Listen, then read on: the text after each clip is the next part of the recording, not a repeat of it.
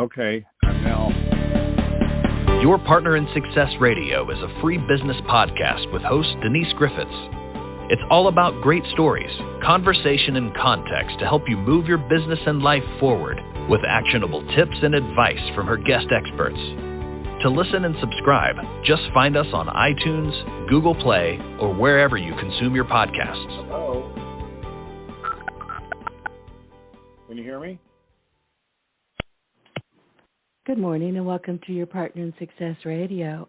This is a show where top performers share their secrets to help you achieve your personal and professional goals.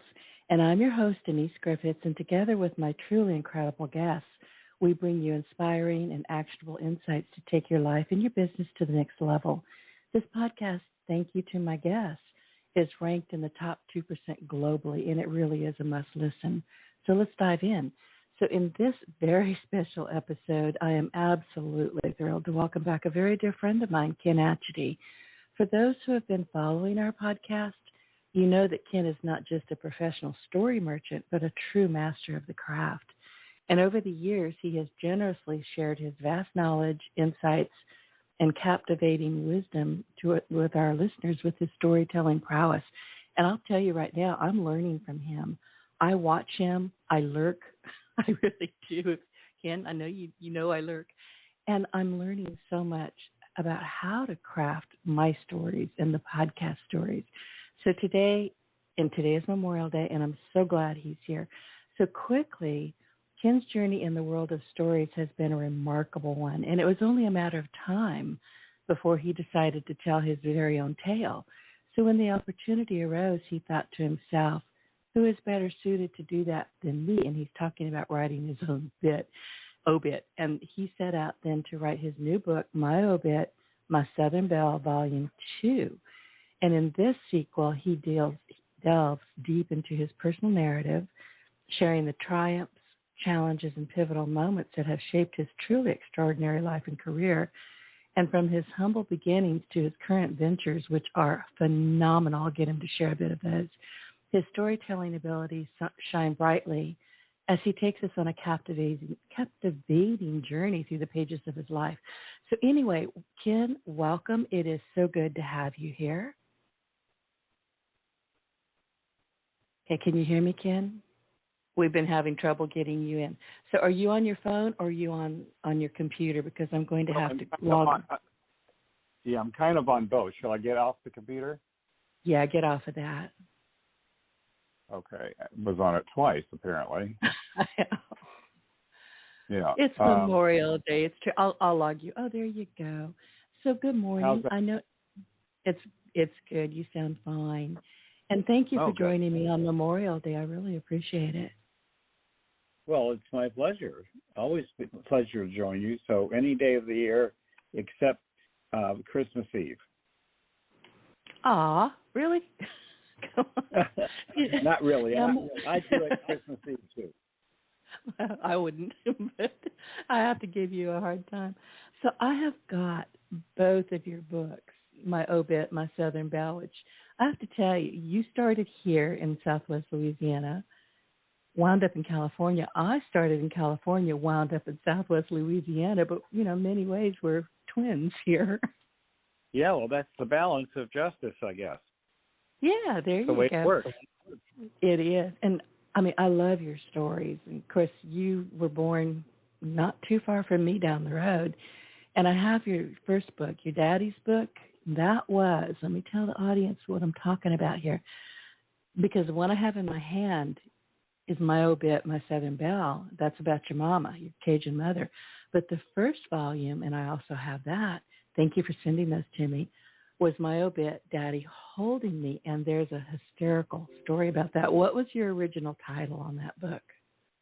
Oh, I had a title about 6 feet long that I don't know by heart, but is too complicated to use. Somebody pointed out it wouldn't fit on the spine, and that wouldn't be good for marketing. So we shortened it considerably. Well, I wrote it out because I'm still fascinated by it, and I'm not sure I can even pronounce some of this. But it started out, I think, as my intensely madcap Lebanese/Cajun Jesuit, schizoid, terminally narcissistic, food-focused, East Coast, West Coast, Georgetown, Yale, career-changing, cross-dressing, runaway, Catholic, Italophile, I'm not sure what that means, paradoxically dramatic, linguistically neurotic, Hollywood academic, ADD overcompensating, Nisha boring, and I know you've explained this one to me, Jocko serious, Obit. What does that one mean? Yeah, serious. That means, half serious and half joking. Jocular. Okay, I should have figured that one out. Yeah, that wouldn't fit on the spine. It wouldn't. So. Yeah, it's embarrassing even to hear it. I think it's hilarious. Well, good. Thank you for having a demented sense of humor. This is why we're such good friends. This is why we get along so well. Demented it's a good word. I like it. Okay, so tell for anybody who is not familiar with you on this podcast yet or hasn't found you online, tell us a bit about you before I start peppering you with questions about my obit. Well, I thought that was all in what you just read, but see, you have to be a little clearer when you write English. So what I am in reality is a former professor who left the most secure job in the world, a tenured professor, to take on the least secure profession of the world, being a producer or literary manager in Hollywood. And that's what I've done for the last 35 years, and totally opposite life from what I used to have. So I produce movies, television, and we develop books, publish books, take them out for production. Anything to do with books in the marketplace of stories, the story marketplace. That's what I do now. And play tennis. Other than that, I cook Cajun food whenever I'm allowed to, and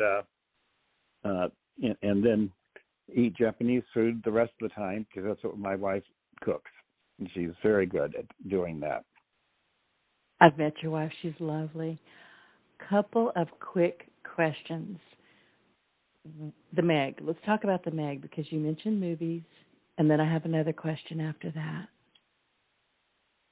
Well, the Meg is the sequel to the Meg is coming out in August, just 2 months from now, and we're thrilled because there's very optimistic projections of how the box office will be. The first one was nearly $600 million worldwide, but they really expect the sequel to pass that by because there's more Chinese in it than there was in the first one, and the Chinese market alone may do something like 700 or 800 million.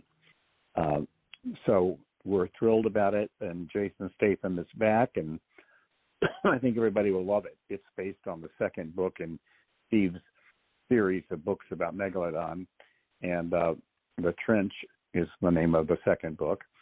And the movie is pretty faithful to that book, which I'm happy to see.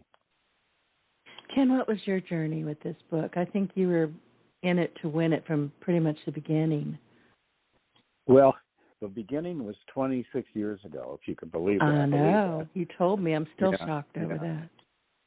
Yeah, that's how long it took that movie to get to the screen. And I was the one who discovered it.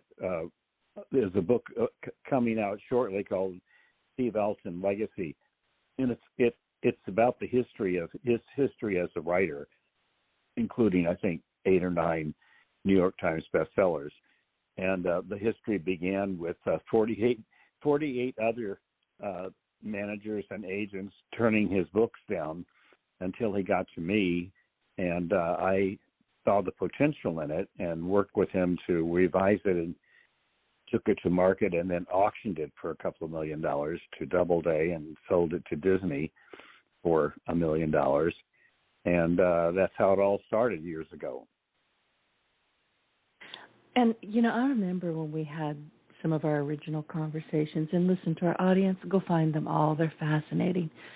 But I was shocked, and as you know, and I know this hurts your feelings every time I say it a bit, but I really am not a movie person. I never have been. And it's just, once I find one that I like, though, I'll watch it over and over and over again over time. they really have to grab me. So I was not knowing anything about the movie industry or the book industry or how you become an agent. I mean, you have just given me so much information for me to chew on. I had no idea that some of these movies that pop up and all of a sudden you're like, ooh, I need to go see that. You have no idea that it started possibly 30 years ago. This isn't common knowledge, is it? I don't know if it is or not, because I can't put myself in place of where I don't know anything about it anymore. But I had another movie that we did called Angels in the Snow, took 22 years to get to the screen. But I also had a movie called Joe Somebody that only took about not even 3 years. It was, I think, half a year. So I always tell my clients that every project has its own clock. The only problem is we can't see it. We just have to keep pushing it until, the alarm goes off. And so it's a crazy business because there's so many variables. You're juggling hot plates, and the whole idea is not to drop them, but to make them serve dinner. You've got money involved, personalities involved, the clock, of course, involved, getting all things together at the same time. It's complicated. It sounds complicated. I'm actually clutching my stomach just listening to you. When I'm building a website or I'm working with a client, I'm thinking, okay, we've got a couple of years to do this. In a website, we've got basically 3 months. But if I had to wait and watch and juggle for 20 years, no, I couldn't do it. I don't have the patience for it. Well, I always tell people the brain power for it. I just don't even know how you do it. Well, it's patience is the biggest secret ingredient, and I used to tell people patience is my middle name, but by now I tell them patience is my middle name. It's also my first name and my last name. That's what you need is patience and persistence, and so many things can go wrong. I mean, this movie was sold to Disney, then it was sold to New Line, finally it was sold to Warner Brothers. And that's how the lead producer, Belle Avery, got it made finally. But just never giving up. And meanwhile, I told Steve, I don't believe in the waiting room, so we're not waiting for this to get made.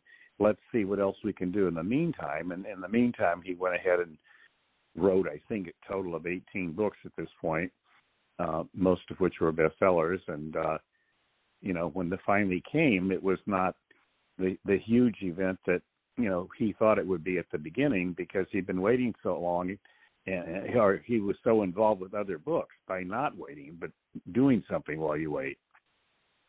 And that's great advice. I mean, you know, and the author knows they've got something fabulous, and it's going to happen, but they can't just sit and wait. They have to be busy doing and creating other things. And I would imagine that that's very difficult. But I've got the why? I mean, I can hear the whining in my head. Why? Why isn't this happening right now? Well, because you're having the wrong conversation when you whine like that. Because nobody cares about people whining. They only care about people doing things. So do things. Don't put your fate in the hands of some far off studio, hoping it'll all come together. And do what you can control, which is writing the next book, writing the next screenplay, doing the next thing you do.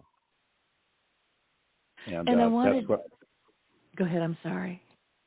I was just going to say that's what I do with the waiting room is work on other things. Well, and that makes sense. I mean, just because we can see it birthed and fully grown in our own head doesn't mean that everybody around us is going to play in the sandbox with us. There are too many people involved, too many things and too many issues involved. It's going to happen when it happens. Yeah, exactly. When in Hollywood, when they say, I'll get back to you, they don't mention it, although it may take 20 years. Yeah, that's always shocking to me but once you explain it to me, again, I get it. But the first time we talked about this, I was genuinely shocked. I really was. But well, I'm sorry to be the bearer of rude tidings, but that's just the way it is. You've got to have persistence. You can't, if you come into this business with a deadline, like, oh, I'll try this for 5 years, and if it doesn't work, I'll go back to my bank job. That doesn't work. You can't put a deadline on a Hollywood career. You just have to say, I'm gonna, as Grant said, I'm gonna hammer it out on this line if it takes all summer. And you've got to have that attitude. And that makes sense. So what I wanted to ask you before we go into the book, the new book, you do a lot. I mean, you started out, I think, as an agent. Is that right? And then now you're publishing books. And tell us why you're publishing books, because I remember the story, but tell us again if you would. I started out as a producer, and then I segued into being a literary manager as well to give me more to do in the waiting room. And then we started publishing books about 10 years ago because we still sell books to New York, but in order to sell books to traditional publishers anymore, the author has to be a national name. What happened in the last 10 years is all the big publishers, of which there used to be 48, are now 4, were acquired. I thought it was 5. I had 5. Well, it might be. Yeah, 5, 4 or 5, depending on how you count them. One of the 5 recently merged with another one, so it's 4. But what happened is they were all acquired by international conglomerates, and the rules changed. Instead of accepting books because they thought they were wonderful books, which is the old rule, they started accepting books only because the author had what they call a platform, which means that they have a mailing list of 1 million or more, and or people who know them, visibility all over the country. So that was working for me because I already built a second career as somebody who sold books to Hollywood, and suddenly it was harder and harder to get my clients' books published because they weren't all Kennedy related or Dracula related, and shark related, the way some of my biggest books were, or Governor of a State. We published Jesse Ventura's books, and they were bestsellers. But suddenly, the great books that weren't household names, they weren't buying them anymore because they weren't allowed to by their owners. So I thought about it after a year of getting depressed about it, and I thought there's only one way out. I got to start my own publishing firm to have books in my hand when I go to lunch and go to meetings, and that's what I did. And at this point, we've published over, 300 books under Story Merchant Books, and that gave me books to take and sell, like Gambino, which is one of our movies that's in casting right now, was based on a book that we published and developed. And it was I did it out of necessity. My goal with all my companies is to serve the needs of writers, storytellers who need a marketplace. And we pride ourselves on taking storytellers to the story marketplace and as many marketplaces as we can. And publishing is one of them. And, of course, if we then sell the book to Hollywood, then they will sell more books. So that's kind of how it all evolved through pain and grief, but it happened.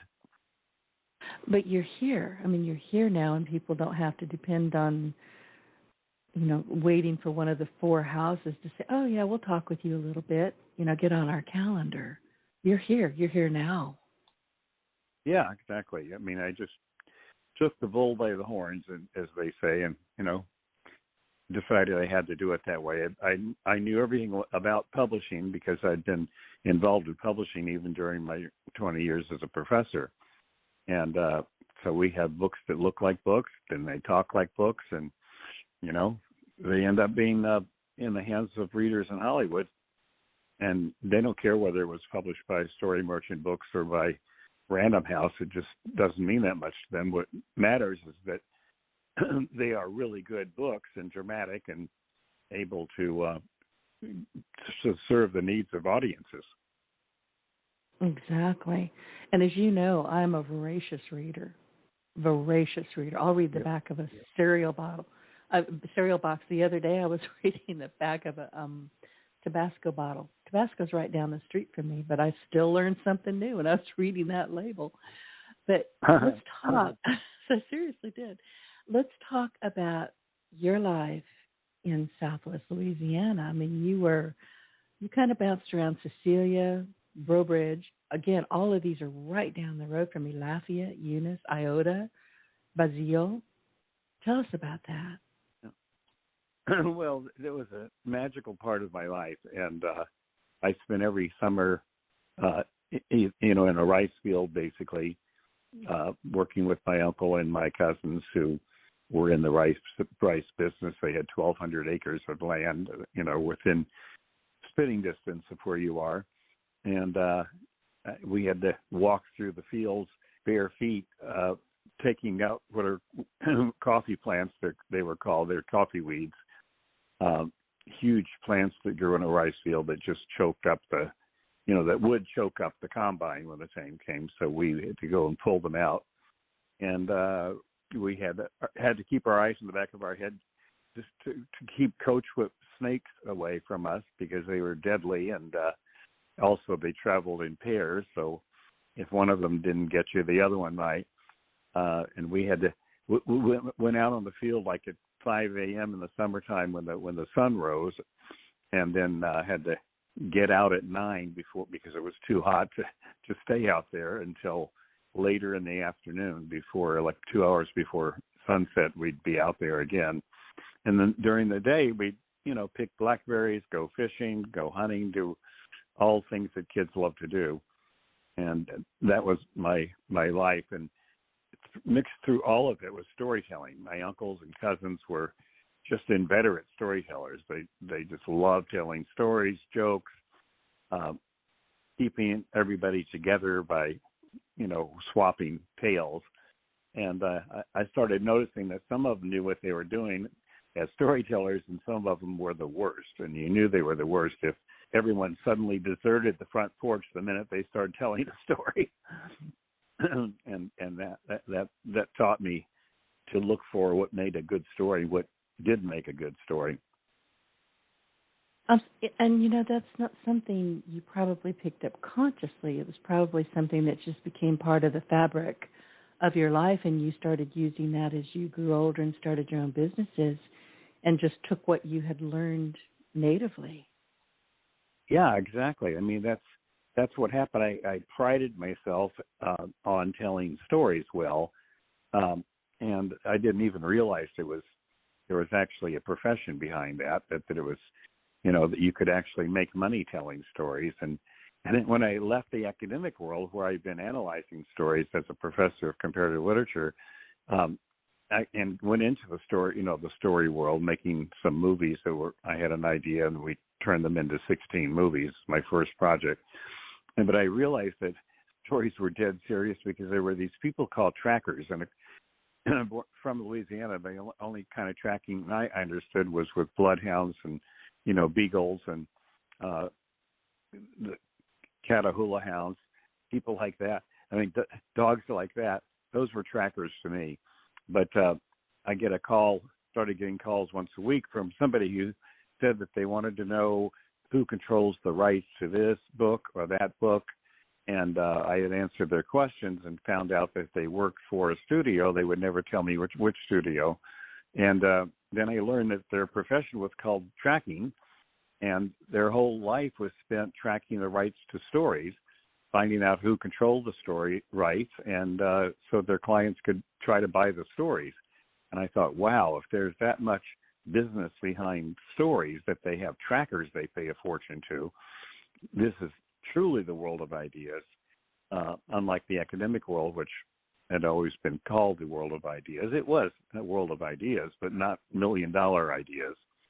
And that got me all the more excited and made me realize how applicable all my storytelling from Louisiana was going to be. And you're right. I mean, here, this is Cajun country, Cajun. They're big, big, big storytellers.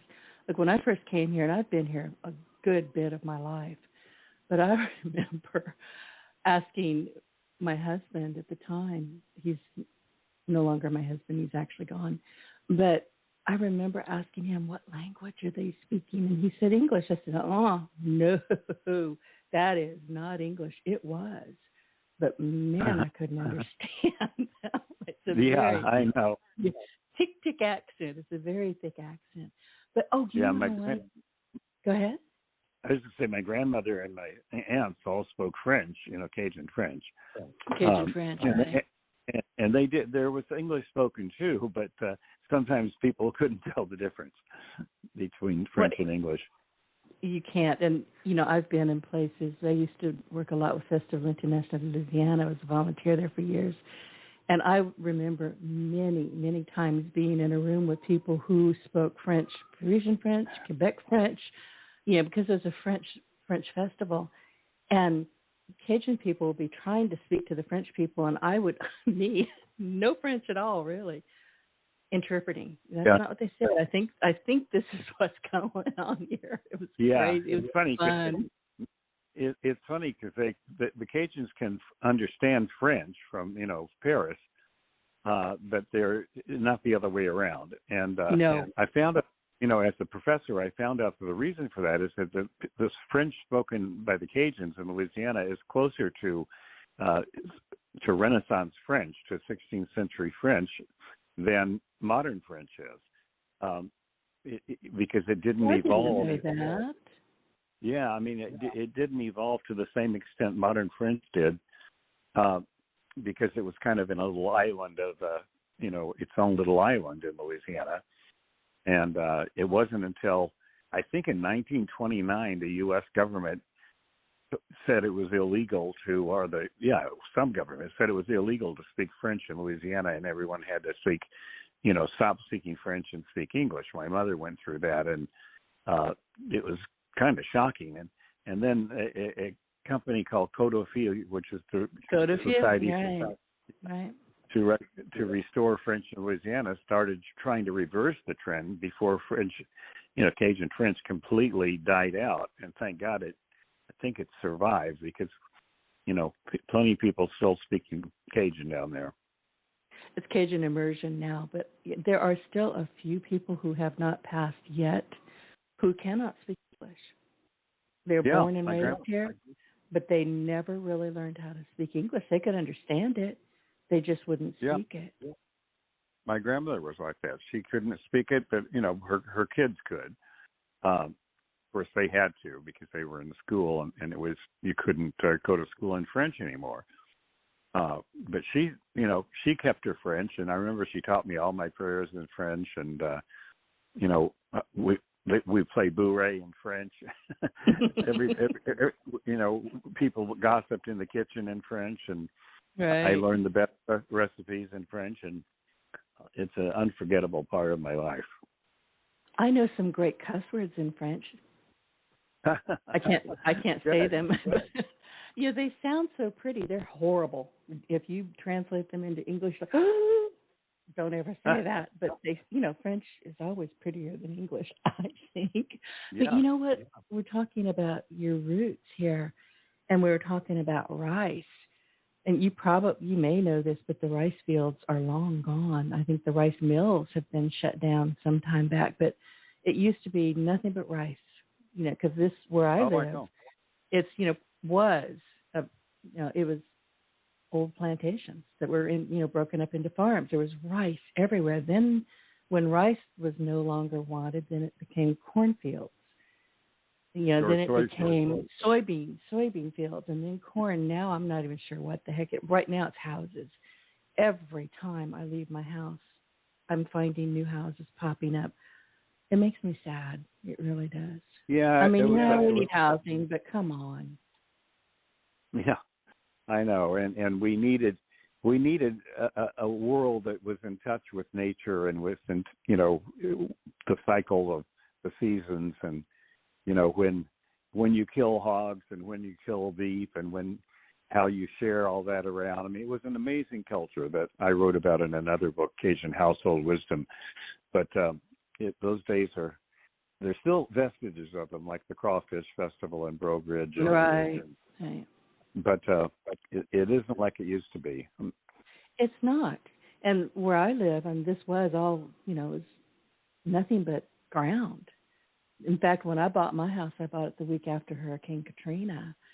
And there was no back fence. It was all field back there, and there were, these gorgeous oak trees. And I'm probably going to weep a little bit telling this story, but all of a sudden they started getting, the fields were being mowed down, and I realized I was going to have to actually fence it, but I didn't want to because I could see the sunset. It was beautiful out there. And then all of a sudden, roads started getting kind of carved into the dirt. And the last beautiful, beautiful mature oak tree got ripped out of the ground. Ken, it screamed.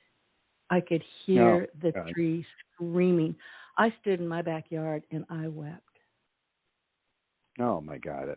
What a terrible scene. But I understand it. Between the hurricanes and modern civilization, the oil companies. I remember being shocked to go into the bayous where I used to fish and see a pipeline running right through the whole place, and oil slicks here and there, and geez, I don't know what happened, but fortunately there are a few parts of Louisiana that are still okay, but they're barely holding on. Look, I watch it all the time, and I'm kind of joking about this, but not really. On top of me being an introvert, I am also severely directionally impaired. I mean, severely and directionally impaired. My dentist office has to lead me to the front door just so I can pay my bill and get to my car. I'm not kidding. And I fight with my now assistant. She'll tell me to turn left, and I'll say, "You're not the boss of me," and off I go. Here's the thing. When all of this started happening, I had just found my way to my favorite grocery store in Youngsville. Somebody moved the horse trailer. I could not find my street to get to a road, to get to the darn grocery store. And that was my first indication that things were changing a little bit too fast for me. Yeah, it's funny. Well, you think that if a country as flat as Louisiana, it would be easy to find your way where you went. Nope. It's just the opposite. Here in California, I can see the mountains out of 2 windows, so I always know what direction is north and what direction is east. And I remember getting lost in Louisiana just on those flat country roads, and all the direction has to do with the big curve. Because a curve, they're not going to take that away, but they might take away anything else. They took away my trailer, and this is there's a lot of waterways here. Lafayette, in particular, is a river town. We've got bayous. We've got water everywhere. And I am convinced, I think a lot of my Cajun friends are convinced that they just paved wherever the cows, made a path, and they just paved that. Seriously. Because they don't make sense. Yeah. They do not make sense. You're like, what the heck? Well, I'm in the wrong town. I do that a lot still. Yeah. Well, it's, the primary purpose of the roads and everything else has changed, and that's what's going on. Is that it's being reshaped. I remember being shocked that LSU moved to opened a campus in Eunice, my hometown, and now Eunice is no longer the little town of 5,000 it was when I was born. It's mushroomed. That's happening everywhere. It really is. Yeah. Lafayette is basically, we've got New Orleans and we've got Shreveport, bigger towns, New Orleans, Shreveport, Baton Rouge, and then Lafayette.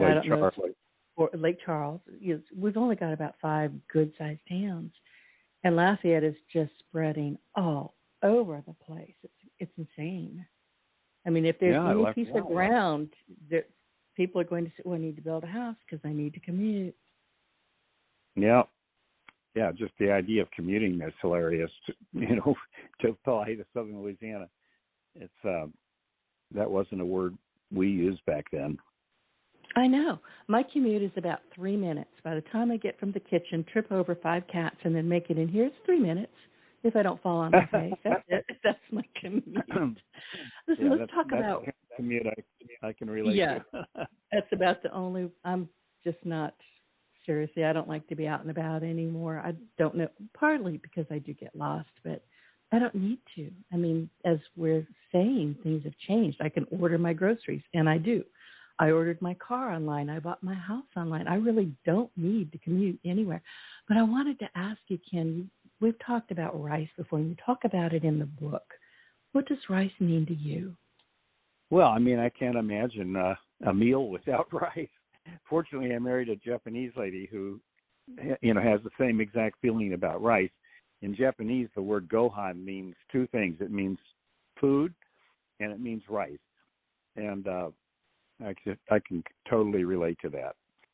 It's funny because my mother married a guy from Kansas City, and he thought rice was poor people's food and preferred potatoes. So every time we had roast, which, she loved to make and we all loved to eat, she would say it was roast and rice and potatoes and gravy, not roast and rice and gravy the way it is in Louisiana. We had that extra thing. I always thought it was strange when I got to be an adult that we were the only family that ate rice and potatoes, and it was to please my father because he didn't want to eat rice. But to me, rice is, even for breakfast, rice is essential to enjoying a meal. Yeah, it's a staple. I took my mother to Venice in Italy years ago, and I was really interested to see how she was going to react to Italian food, especially my favorite dish, which was called risotto nero, which, black risotto. It was made with squid ink. So I ordered for her at a restaurant. I didn't tell her what it was made of. I just ordered it for her, and she started eating it. And I said, "Well, Mom, what do you think?" And she goes, "I love it. It's roasted rice and it's rice and gravy." I thought that was the funniest reaction to risotto nero that I'd ever heard. But made sense. She's not wrong. Yeah, she wasn't wrong. Yeah. But when I she first was right. came here, I was a potato girl, California potatoes. You don't eat a whole lot of rice, and even there it's instant rice, which is not rice. You might as well lick the box. That's all the nutrients you're going to get. Right. It's not rice. Trust me on this. And then, of course, everything switched to rice, and like you, it's in every meal. I mean, it's always in something, gumbo, crawfish etouffee. It's going to be in something. But rice you're talking about rice and potatoes, and I almost lost my train of thought. I have come across people here, and this shocked me. Maybe you just explained it, but I have come across people, because I make a heck of a gumbo. It's delicious. And I'll have people say they're coming, "Are you going to make potato salad too?" Like, "No, I'm making gumbo and rice." "Oh, but I like potato salad in my gumbo." And I just gag, but I make the potato salad. Yeah, I know. That came along because of this shift in culture. Because when I was a kid, we did not eat potato salad with gumbo or with anything. Oh, no, I still won't.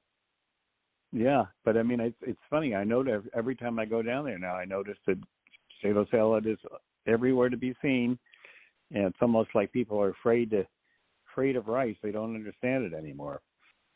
But I haven't noticed that, but I do know. I made potato salad yesterday.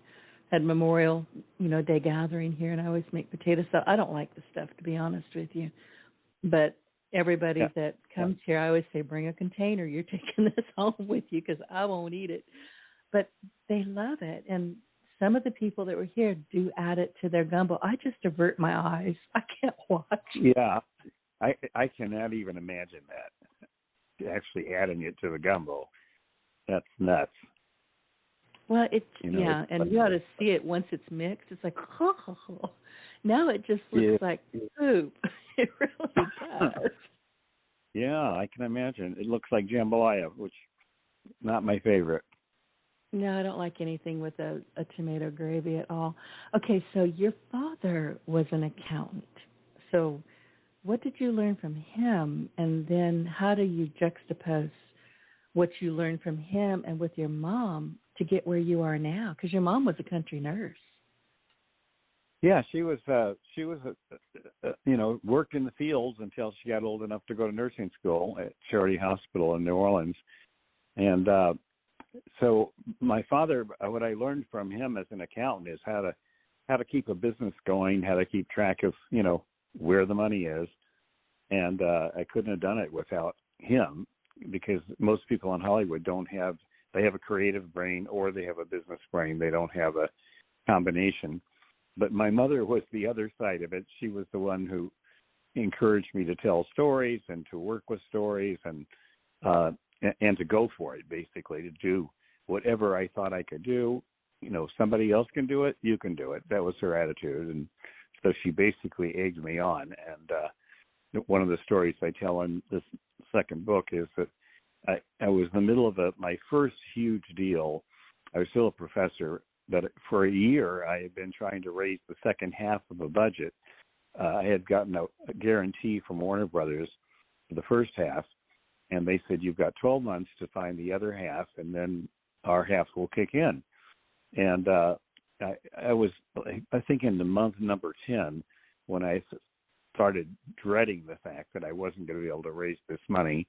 And so she knew I was not happy because she could tell from my voice. And she said, "What is there anything I can do to help you?" I said, "Well, if you're serious, you could jump on a plane, fly out here, and hang out with me for a week and tell me whether I'm crazy or not." So she said, okay, and she did it. And, you know, she spent her days filling the freezer with gumbo and, you know, shrimp etouffee and all the stuff that she figured would last me through the long winter. But during the day, she actually sat in my office with me and listened to every conversation with attorneys, with companies, with supposed financiers, with talent. Sometimes she even listened in on the phone quietly. And at the end of the week, I said, "Well, what do you think, Mom?" She goes, "Look, here's what I think. I think what you're doing is very, very complicated and very, very difficult.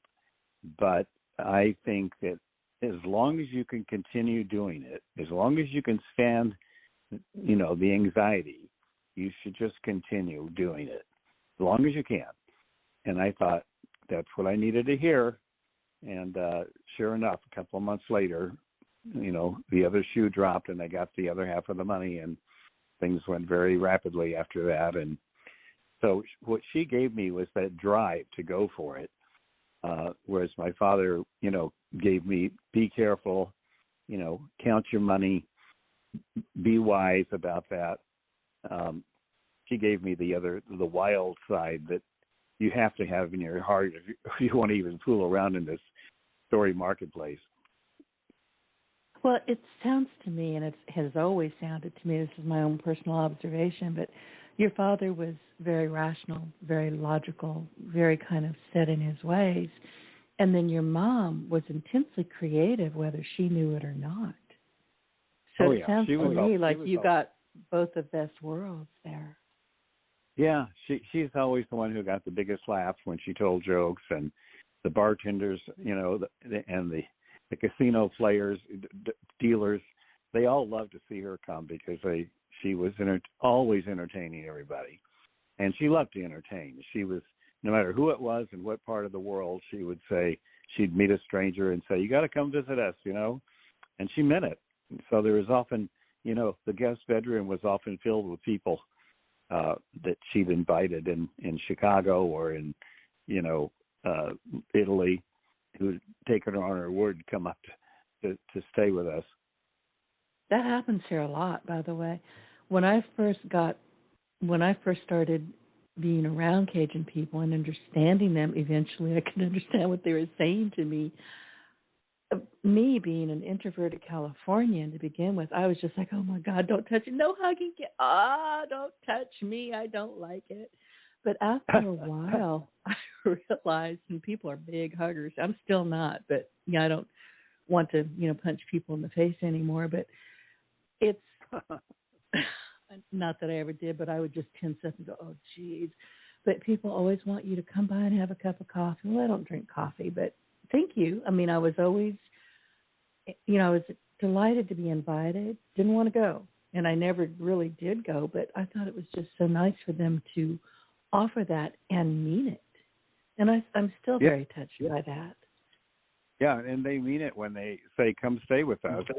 They do. Because, I was probably in my 30s before I realized it wasn't normal to stay with people in different cities, because that's the way we were raised. Is everybody? We always had people visiting, and visiting meant the refrigerator was open to them, and they were staying with us in the house. The most fun part of life is always getting up in the morning and sitting at the table and, having breakfast together and coffee for us. And that's it doesn't happen if you're not staying with people. And you know what?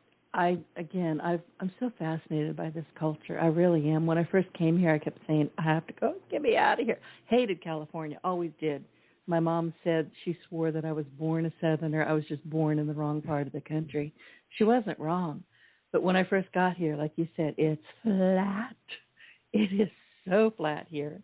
We don't really see stars in the sky because of the humidity. We have 2 seasons, hot and hotter than hell.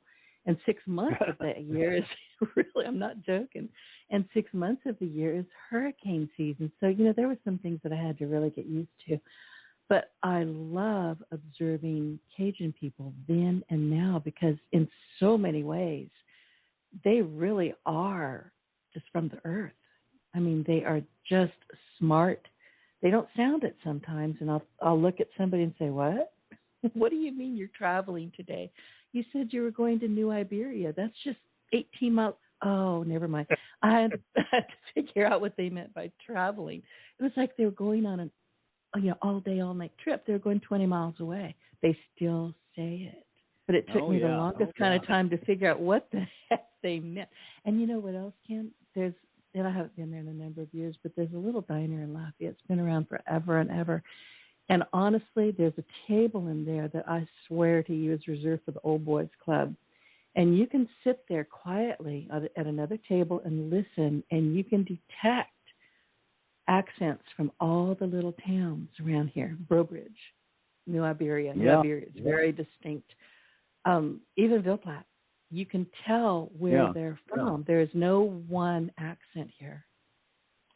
Yeah, it's a very strange hodgepodge of accents. It's just music to me, my ears. But it's confusing to somebody who hasn't hung out down there for a while and gotten used to it.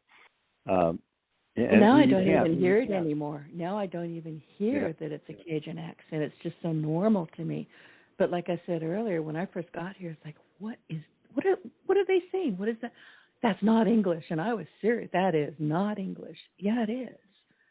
But it's a very distinct accent from town to town, from family to family sometimes. Yeah. Well, I hope you go to the Crawfish Festival, every year. Have you been there? I haven't been recently.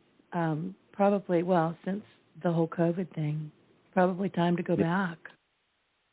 Yeah, I think that's starting to come back, and you should definitely do that just to enjoy yourself and get a real dose of the colorful place you're living in. It is colorful, and people will say, oh, it's so beautiful down there, and I'm looking around going, it's flat. People not understand. I still can't get over how flat it is here, but it is. I mean, the sky even, if you're coming from the western states and you're looking, if you're paying attention and you're driving down the street, you'll realize that you'll see the ground and then you see a little bit of sky, but even the sky is flat because of the humidity. Really, we don't have clouds. We just don't. It's flat. And oftentimes it's not even all that blue. It's kind of grayish blue. Again, because of the humidity. But I will say this, we don't wrinkle. We don't dry out enough to get wrinkled. So there's that. That's right. Yeah, it's not that harsh California sun that never lets up. Right. But I think the highest hill in Louisiana is about 40 feet high, and it's on the LSU campus where it's actually an Indian mound. But there are no other hills to deal with. No. Unless you head up towards Shreveport, there's a little hilly up there, but not in this part of the country. So, what are some of the current trends or the developments in your field, and how are they impacting your work or your industry?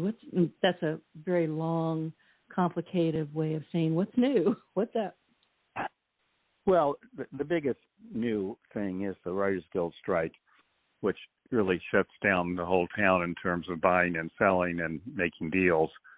until it's resolved. And it's got to be resolved because the only way to get attention in Hollywood is to, do something dramatic like a strike. And, it's a good thing because it gives us time to develop and get things ready to go, but it's a bad thing because we can't close the transactions. Like I just read an agreement this morning I'm supposed to take action on, but the minute I saw it was a WGA-related agreement, I realized we couldn't do a thing with it until the strike is over.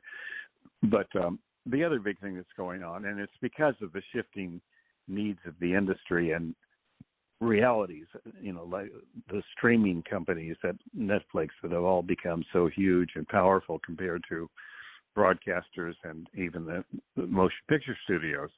It's one thing, but the other huge threat is artificial intelligence. I mean, that is a major problem because you can, if you're a company and you own, let's say, the Charlie Brown franchise, and you want to make another season of cartoons for the kids to watch, artificial intelligence can do it for you.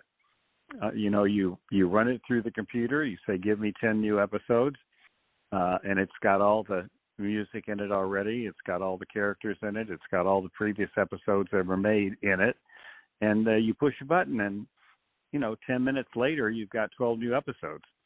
And that's got to be dealt with. That is a troubling writer's issue. Do we really want writers to be replaced by computers when it comes to some programming? And that's what's going to happen because, water always finds its level, and that's what's going to happen. It's going to happen, So that's one of the issues, right? No, I was going to ask you, are some of these writers recognizing what's coming or what's already here, and are they training themselves in AI to not do their work for them, but to enhance their work? That's a good question. I actually don't think they're needed in the AI scenario. And if you own the rights to Charlie Brown or some other series, and you have you own computers of your own, why do you need a writer? Why do you need to pay a writer when you can just pay a technician to push a button? And kind of the blunt, grim way to put it, but and it's more complicated than that, obviously. But that's what the writers need to be worrying about, and that's what they need to get resolved before it gets any worse. It's already causing. Go ahead, because I have another question. Well, I was going to ask you, so given all of that, is this really a smart time to have a writer's strike? Well, it's now or never. Like when would be a smart time? Because it's only going to get worse. Yeah. It's only going to get worse, and it's got to be resolved. And both sides need it resolved because the studios don't want to start changing their way of doing things and spending money without knowing that they can do that. They don't want to be stopped after they've already spent the money and told they can't use this stuff, So it needs to be resolved. And in the meantime, other things can go on. We're casting some movies and moving along in other directions, raising money for films and all those kinds of things. So it's not like there's nothing to do. It's another example of the waiting room. While you're waiting, you got to find something productive to do. So that's what we're all doing. That makes sense. It'll be fascinating. I was going to say interesting, but it'll be fascinating to see how this all works out now and in the future, particularly with AI, because we're not going to get away from AI. We might as well learn how to operate with it and not be afraid of it. And I'm working with it right now. I wanted to ask you, we've got about 6 minutes. Yours is always the quickest 60 minutes, and I'm always sad when I have to say goodbye. But I wanted to ask you, and I'm going back to your book, what are some of the core values or principles that guide you in your work and your life, and how do you stay true to them? And specifically, I'm asking about your mom's letters. Well, my mom wrote letters to me all my life, basically, but they were always filled with inspiration and challenge. Her big thing was if somebody else can do it, you can do it. So don't let anything tell you can't do something unless you just can't physically do it. And one thing both my father and my mother taught me is that what matters in life is doing. You can talk all you want, you can think all you want, you can feel all you want, but at the end of the day, as Shakespeare said, action is eloquence, like actually getting it done. I've done, I don't know how many movies, maybe 30-something at this point, and I don't know how I did it. And there are a lot of other movies that I haven't made that I wish I could make or wish, are still in the works. But I don't, thinking about it and all that stuff is not what matters. What matters is getting it done. And getting it done on a daily basis is just, what can I do now? We've had things that are stalled, and suddenly one night I'll wake up in the middle of the night and go, I know what to do. And, the next morning I have a next step that can be taken. And that's what it's all about is, I just read an article in the Producers Guild magazine that said that a producer is somebody who gets shit done. Excuse me for the profanity, but that's really what it's about, is doing. And I learned that from my mother. My mother, they didn't have a lot of money when I was growing up. So what did she do? Every spring she painted the whole house herself with nobody's help, just got her tape out, taped all the rooms, chose the paint. She got sophisticated one day and got a pan so she could use the roller, and she just did it herself.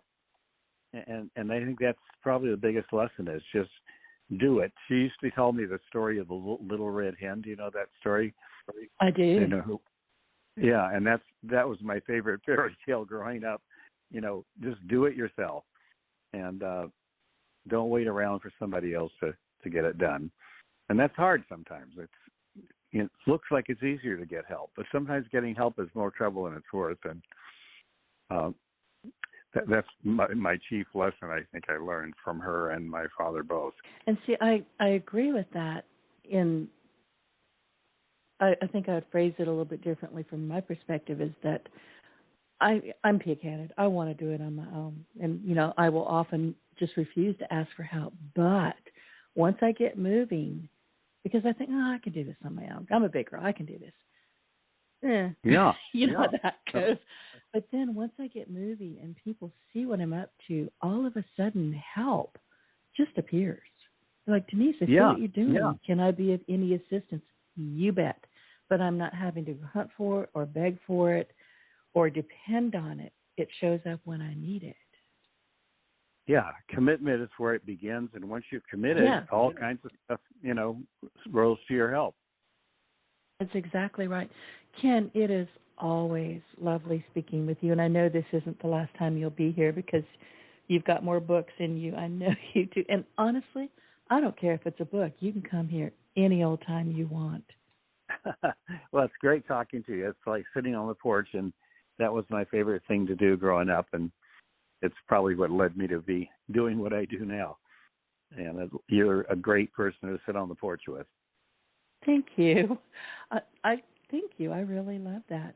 So before I let you go, Ken, tell people where they can find you. And if we've missed anything, because I know we skipped around a little bit as I want to do, but tell the audience anything that you think is important for them to know right now and where they can find you. Well, you can find me at storymerchant.com. It's that simple, just storymerchant.com. Kind of introduces you to everything I'm doing with links and so on. And you can buy my Obit at Amazon.com, and love it if you buy it and review it and mention Denise, because she's been a huge ally and a delightful fan, and I love to hear from her. And so I have to keep writing books just so I can come back to talk to her on the show. That's right. No pressure. Yeah. No pressure at all. By the way, y'all, when you buy the second book, well, buy them both, really. And I've got the Cajun recipe book. I've got so many of your books here in my entrepreneurial library. But if you go to my Obit, my Southern Belle, crawfish pie recipe, page 212, get it. Seriously, there's nothing better than a crawfish pie. Well, listen, everybody, as we come to the end of today's episode, sadly, I would like for you to request your valuable feedback. And if you found our insights useful and enjoyed the show, I would truly appreciate it if you could leave us a review and a rating on iTunes. Your feedback helps me grow and inspire more people on their success journeys. So be sure to hit that subscribe button, leave a review, and share your Partner in Success Radio with your friends and your colleagues. Thank you for tuning in, and I look forward to catching you on the next one. Ken, thank you. Happy Memorial Day. Well, thank you, Denise. Thanks for inviting me, and enjoy the weekend. Now, you know what? As soon as we're done, I'm taking the rest of the day off. Good, me too. I'm going to try. Right. That's the plan. So I'll talk to you again soon. Good. Take care. Bye-bye. Get your voice heard. If you would like to launch your own far-reaching podcast, contact Denise Griffitts at yourofficeontheweb.com and go to the podcast tab.